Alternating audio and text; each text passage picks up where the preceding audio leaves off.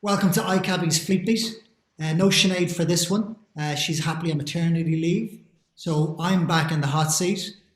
Today I'm joined by Cameron Allison, who is CEO for Corporate Cabs, who are based out of New Zealand. How you going, Cameron? Very well, thank you.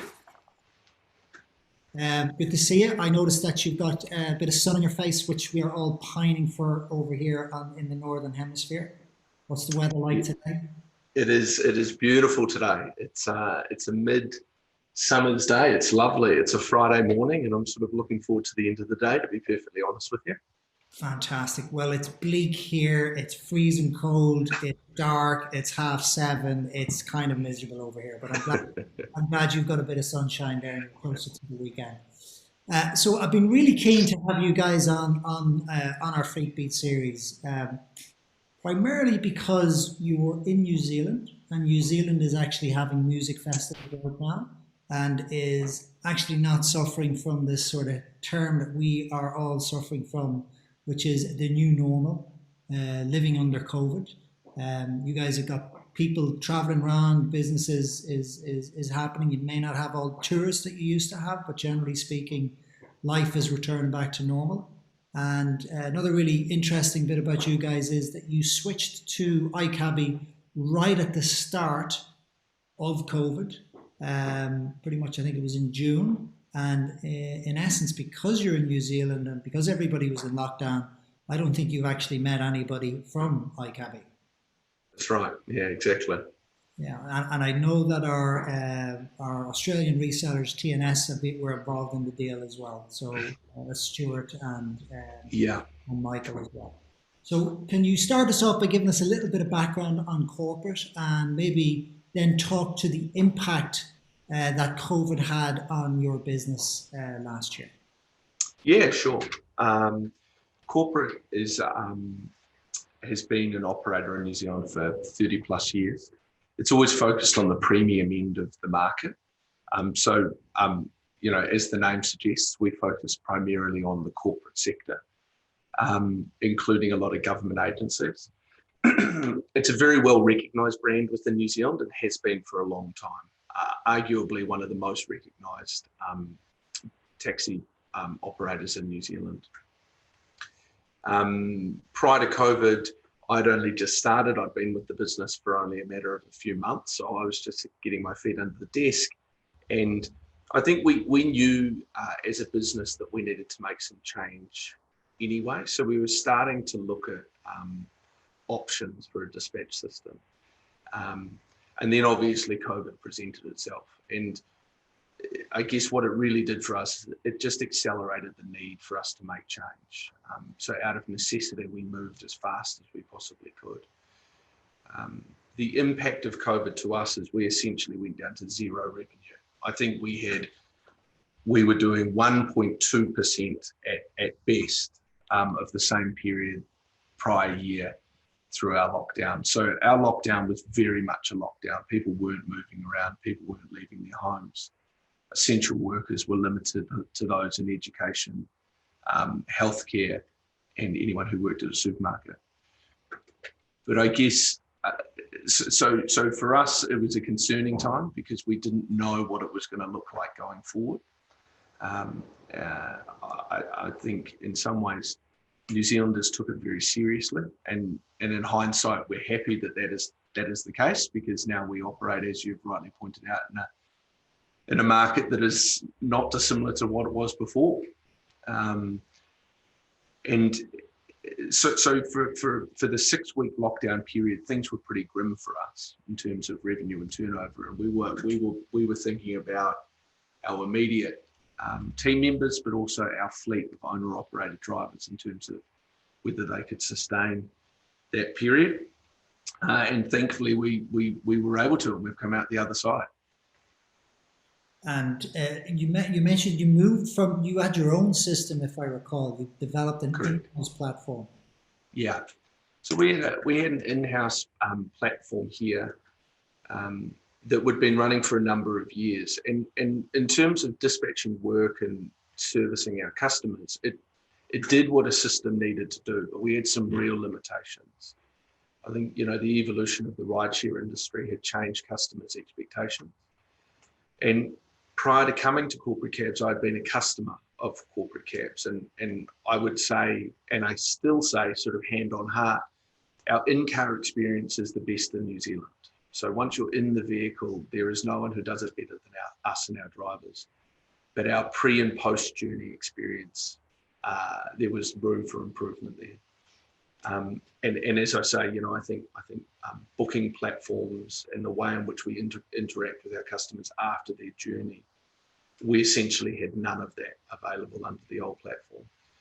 And that's what was motivating us to change. The old platform was also written in a language that was no longer supported. So I could see potentially down the line we were going to have some problems. So we started doing due diligence on platforms very early in 2020. We went into lockdown mid-March, back end of March. And I think within the first week of April, we'd made the decision to go to iCabbi. And we started the configuration and the implementation through our lockdown. So the whole thing was done remotely. I was working out of my garage at the time. We had people working out of spare bedrooms, guys calling in from Ireland, Australia. And I can't fault the support that we were given, but I must admit, the day we went live, I think a lot of us were holding our breath just to see how the thing was going to work. Whilst we were all sleeping type thing, you were going, yeah. Where are these guys? So listen, that's a hell of a baptism of fire for a new CEO to deal with a huge challenge of not only moving systems, but doing it whilst you were suffering from taking the major hit from the pandemic. And I do recall when we did start the discussions, I couldn't believe somebody was looking to do a migration in April whilst we were trying to figure out what the hell was going on. So fair play to you guys for going at it. I think you were the first fleet that we put through our sort of new, what was then our new remote and very necessary implementation phase. I'm sure you had some teething problems, but fair play to you, you came out of it very strong. Yeah, I think, we did talk about it as a team, and we all acknowledged we had a unique opportunity to go live when volumes were very low, so we could manage it. At that point in time, our fleet numbers hadn't changed. So we weren't even able to travel around the country to train our drivers. All of our training was done remotely via video and drivers. With our drivers, correct. But when you're operating at 20% of what you normally do, your drivers have got a lot more time to work their way through the system. And so if I look at it now, a remote implementation at the volumes we're hitting now, I think would be harder than what it was at the time, even though we know a lot more now than what we did then. So it wasn't easy, but we got through it. So all is well. Well, a perfect example of taking advantage of a crisis to a new way of operating. Can you talk to some of the other things that you've done as a business, either with iCabbi or as a business, as a brand, in how you adapted to what was back then a very different way of operating? Yeah, sure. I mean, we were always keen to try and find better ways of servicing the customer. And as part of that, we wanted to introduce new platforms. And I think a byproduct of that is that you get automation, which helps. And so prior to COVID hitting, we had started the process of consolidating our call centres. We had regional call centres around New Zealand. We brought them all into Auckland. We were fortunate that happened prior to COVID, because then we had sort of a clear runway to work with what we had. Once we looked at iCabbi and we saw that you had things like the passenger app and the web booker and business solution, it was an absolute no-brainer for us. We wanted a one-stop shop. We didn't want to deal with multiple different providers bolting things onto our dispatch system. We wanted a single platform that we could run everything through. And since launching that, we had ambitions of hitting 60% automation. We're regularly hitting 55%, so we're nearly there. But in reality, now that we've got things up and running, obviously we expect our automation rates to be far greater than 60% in the future. We're 7-8 months into having the platform live. There's still some refinements that we're making to make it work better for us. But ultimately I can see that without too much extra work, we should be mid-70s within the not too distant future, which for us as a business is a total change from where we were. I mean, prior to having iCabbi, we were lucky if we were hitting 10% automation. And so, I think as I said at the start, the byproduct of some of the offerings that iCabbi have is that you introduce automation, which means as a business, you can run your business at much lower overheads. So, our call center now is a fraction of the size that it was once before. But our call center operators are now are proactive as opposed to reactive. So looking to re-engage clients when they'll be coming back to travel, so that we can prepare our fleet size, all of those sorts of things, as opposed to just simply being order takers or dispatchers. Yeah, I can recall having a similar conversation a good number of years ago when I was trying to understand the impact of automation on a business, and a guy described it that their Monday management meetings wasn't so much discussing the problems from the previous week. They were discussing the sort of strategic and initiatives they needed to put in place to grow. So is there anything that you've now had time to do with this new freedom from all the difficulty that you had in running the business? What are the sort of things, what are the sort of initiatives now you're running with that you could only dream of previously? Oh, well, I think we're now able to spend more time on business development. And, I guess when I came on board, one of the concerns that I had was what does the future of the business look like? I mean, our customers are incredibly loyal to us. But we needed to start thinking about how do we introduce our brand to the next wave of executives coming through who have, I mean, if I'm being perfectly honest, have grown up using Uber and Ola. And so how do we convert them into our cars going forward? It was always going to be a technology play. It always had to be. We've got a platform that looks and feels like what you're used to. You don't have to pick up the phone and talk to somebody to make your booking. It can all be done without having to deal with people, which is what they want. Yeah. So it has opened up opportunities for us that we would never have had before. So now our focus is shifting, as I say, towards business development, looking at the existing clients that we've got, what other areas of those businesses can we be tapping into, what clients have we not been able to attract because we haven't had the right platforms in the past. And the flexibility that the API has given us has been huge. Being able to integrate with some of our large corporates, looking at potentially integration with some of our government agencies, which gives them the feeling of total control. And then ultimately that builds trust. And so then, you become sort of, you become a real partner of theirs as opposed to just a provider of a taxi service. That's fantastic. That's exactly the sort of forward-thinking approach that we love to see in our customers, and I'm glad to see that you're picking up on the benefits of that so quickly. Is there anything you could share with us that maybe your customers or drivers or team have noticed since you've moved to operating on iCabbi?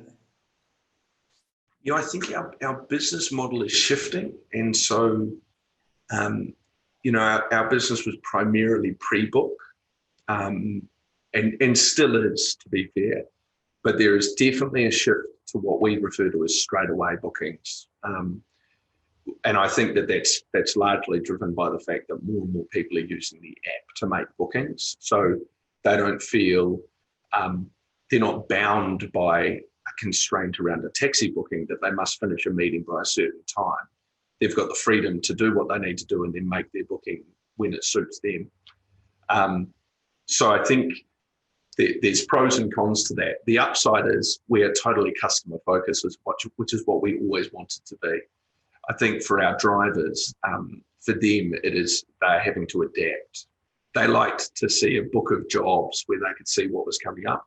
That's not necessarily there now, but our volumes are actually growing. So they just need to have faith in the system that it will flow. Fantastic. So the drivers are making, albeit in COVID environment, they haven't been hit as hard.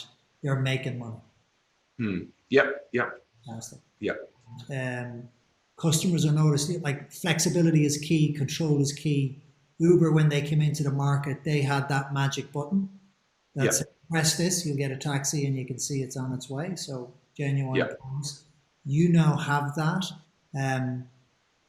From a recovery perspective, how has the business trip or the trip numbers recovered, and how are you competing now against the likes of the Ubers in New Zealand?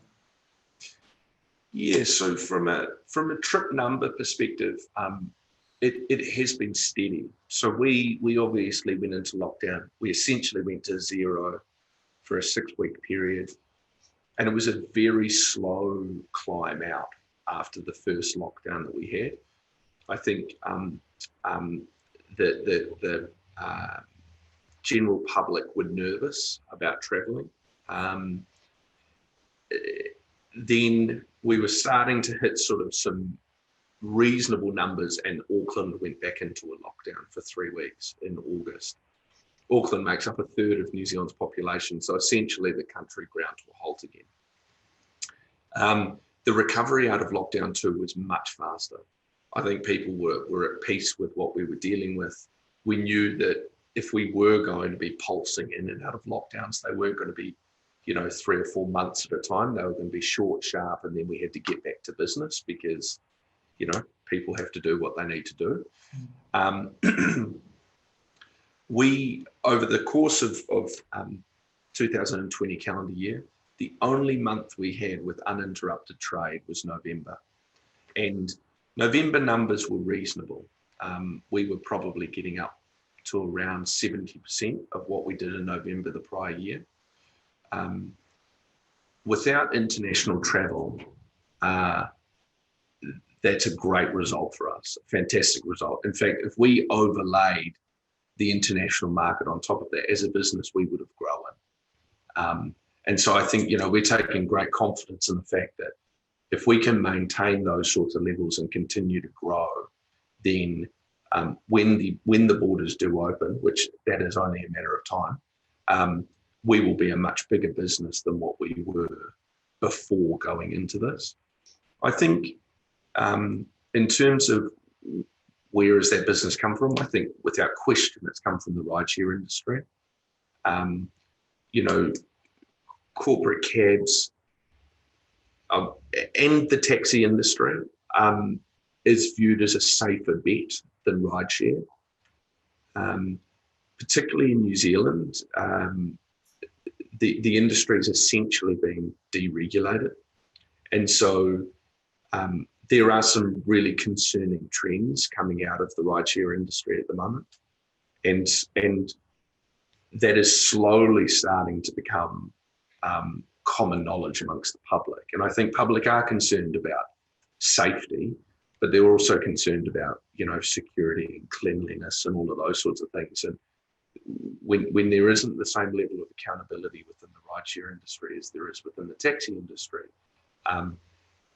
I think people are starting to make a conscious decision to say, well, you know what, I am going to ride in a taxi because I know what I'm going to get when I ride in a taxi, as opposed to if I jump in the back of an Uber.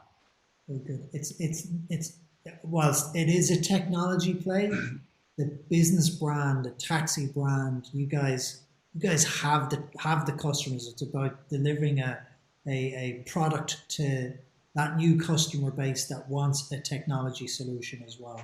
So great to hear that you're not only holding your own against the Ubers and ride hails down there, but you're actually winning some business. Is there, you mentioned deregulation, is there anything that the government um, has done or needs to do to continue to level that playing field? I think there's work to be done. I think to your point, all we want is a level playing field. Um, and I think the reality is the focus needs to be on the safety of the general public. And from my perspective, the taxi industry does the right thing. Where rideshare, there are certain things that the rideshare industry don't have to do that the taxi industry does, like having a camera in the vehicle, all of those sorts of things, which hold them to account. My belief is, yes, there are certain things that the government should be stepping in and doing. But I guess I also look at what's right in front of me, and I think, well, to be perfectly honest, we know what we can do as a business, and we're good at what we do. So why don't we just focus on driving our business as hard as we can, then try and tackle the beast of Uber and the rideshare industry and get the government and try and lobby the government where the wheels turn very slowly on these sorts of things. And so, I mean, I would fully support any federation or group within New Zealand to lobby against what's happening. Having said that, I think our efforts can be best spent focusing on our own business and growing what we've got in front of us. Absolutely. And certainly that's something that we've seen in other markets. The shackles have come off. And once the shackles have come off, what we've seen in the UK, Australia, Canada, US, Finland, fleets that have followed the same road that you've followed, once they're in a couple of months and the shackles have come off and they get to understand how to use the technology, they really start to grow. Obviously, this is pre-COVID, but the driver numbers increase exponentially, and we've a number of examples where fleets have grown double, triple, quadruple. So that's available to you now as hopefully you come out. Yeah, As you come out of COVID. And like a great example of that is you don't have to. You're using the soft meter, so you're not that's right. held to the hard meter anymore, which is it's a Exactly. great example of being unshackled.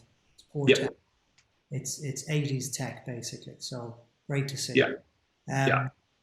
So I think we're nearing the end. I think it'd be great to get an idea where you see the growth for corporate over the next couple of years and your view of the industry, albeit you're a relative newcomer to it.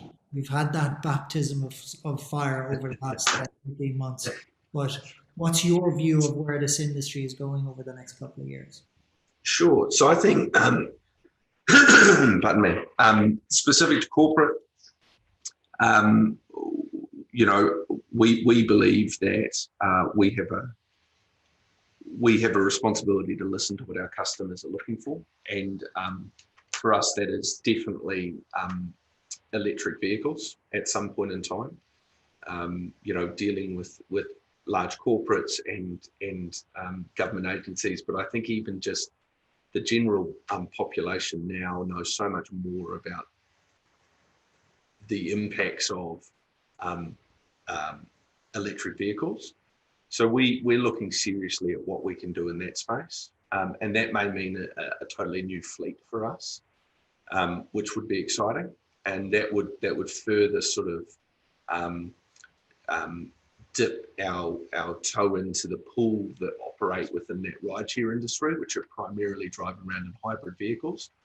And that's the excuse that the corporates use. So that's an exciting opportunity for us. I think in terms of an industry, I'm a firm believer that travellers are looking for a single itinerary, single invoice solution going forward. So the need to integrate with bigger platforms is going to be critical to the success. So if somebody's traveling, they want their flight, their taxi, accommodation, everything on a single piece of paper, or to be perfectly honest, in a single application. And I think we understand our role in that process, that we're not the driving force behind it, but we need to be able to plug into it to service it. And so we're looking at trying to partner with airlines, booking platforms based here in New Zealand. And the beauty is, with the API, we've got the ability to do that with relative ease. So for us, we're focused very much not at picking off ones and twos in terms of your accounts. We're looking at sort of the bigger opportunities, and to me, that's where the opportunity lies in our industry going forward. It's always great to hear you or hear any customer talk to some of the things that we're working diligently on and actually delivering. So definitely electric vehicles are very much at the center of what we're trying to do here at iCabbi with our partnership with Renault Nissan. Electric vehicles are on the way for sure. And taxi is the original mobility as a service, just never had the technology. So we're busy trying to help fleets like you plug in to this whole mass ecosystem that's out there. So I think if we get together in a year's time, Cameron, we'd have a pretty good update on. I'd say you'd have a pretty good update to share with us, and hopefully we've moved things along on our side that will have helped your business get closer to where you want to get to. Yeah. Thanks for moving forward there. I did want to finish on that bit where the sun comes into the window and shines on you as a sort of as a message of hope for everybody. A beacon of hope, perhaps. A beacon of hope. I think you've given us a really good insight. I think you've given us a really good insight into what's on the other into what's on the other end of this COVID madness that we're all suffering from. We're in another lockdown till April, so we'll all be much madder than we are right now. But yeah, it's very tough on a lot of people. But it's great to hear that a business has recovered so quickly and is still full of enthusiasm and hope for the future, with such big plans that they're already implementing, so that some of the fleets out there in markets that are still struggling with COVID can look to guys like you and any other customers that come on board down in New Zealand and Australia and hear a very similar message. So I'm very thankful for your time tonight, tonight, Cameron, and I look forward to catching up with you at some point in the near future. Sounds good. Thanks, mate. Appreciate it.